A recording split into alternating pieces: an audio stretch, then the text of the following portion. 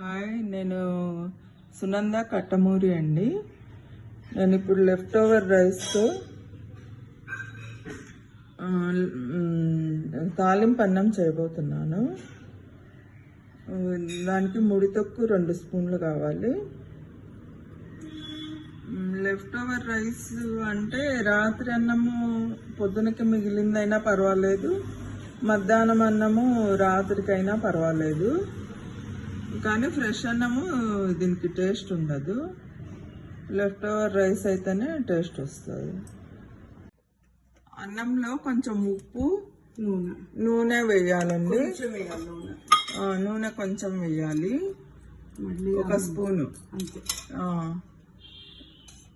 చింతకాయ ముడి తొక్కులో ఆల్రెడీ ఉంటుంది కాబట్టి సాల్ట్ కొంచెం చూసి వేసుకోవాలి. సాల్ట్, ఉల్లిపాయ, పచ్చిమిరపకాయలు సన్నగా కట్ చేసుకోవాలి. ఉల్లిపాయలు పచ్చిమిరపకాయలు కావాలంటే మీరు ఎక్కువైనా వేసుకోవచ్చు. ఉల్లిపాయలు పచ్చిమిరపకాయలు సన్న ముక్కలుగా కట్ చేసుకోవాలండి. ఇప్పుడు స్టవ్ వెలిగించి ఐరన్ బాండి పెట్టామండి. ఐరన్ బాండి వల్ల లేడీస్కి బ్లడ్ తక్కువ ఉన్న అట్లా ఏదైనా ఇష్యూస్ ఉన్నా కొంచెం మంచిది అనేసి ఐరన్ బాండీలో చేస్తే ఐరన్ బాండీలో చేస్తున్నాము. 2 స్పూన్ల ఆయిల్ వేయాలి. పల్లీలు 1 స్పూను,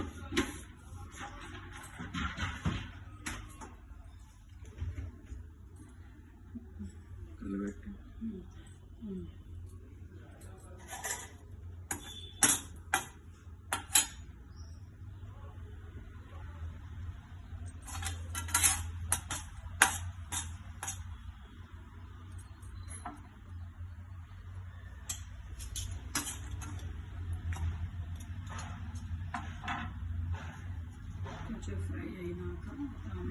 కొంచెం ఫ్రై అయినాక తాలింపు గింజలు వేయాలి.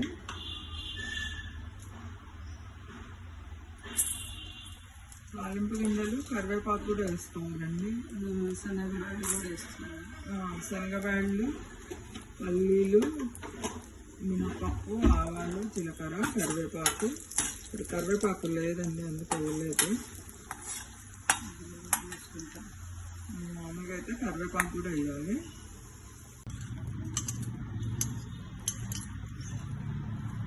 ఇలా అంతా మిక్స్ చేసుకోవాలండి.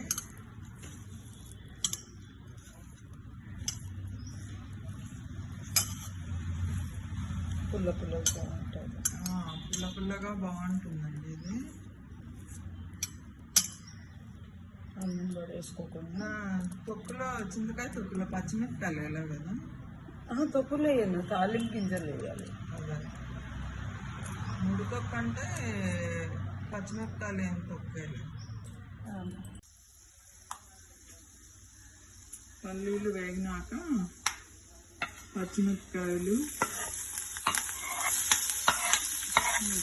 బాగా వేసి మటన్ వేయాలి.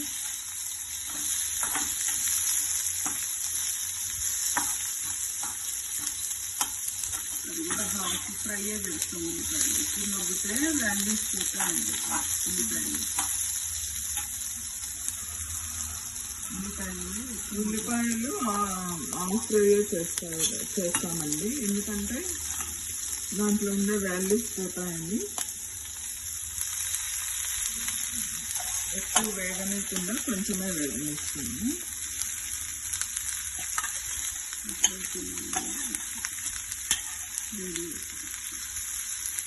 చింతకాయ ముడితొక్కు అన్నము కలిపింది, చింతకాయ ముడితొక్కు వేసి కలబెట్టుకోవాలి.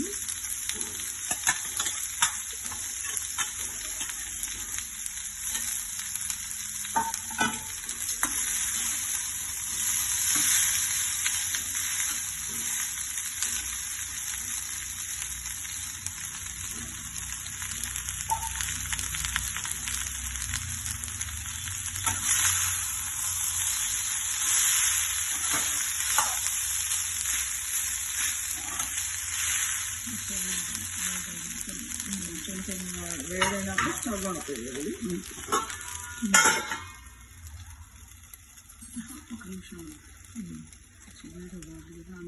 ఒక్క నిమిషం అన్నం వేడేంత వరకు ఉంచాలండి. ఆ తర్వాత ఆపేయాలి స్టవ్. ఇంత నిమిషం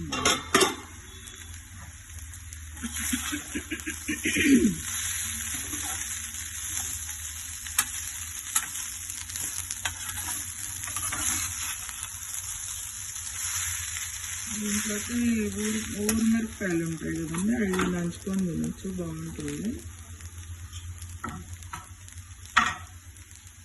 మజ్జిగలో నానబెట్టిన ఊరు మిరపకాయలు.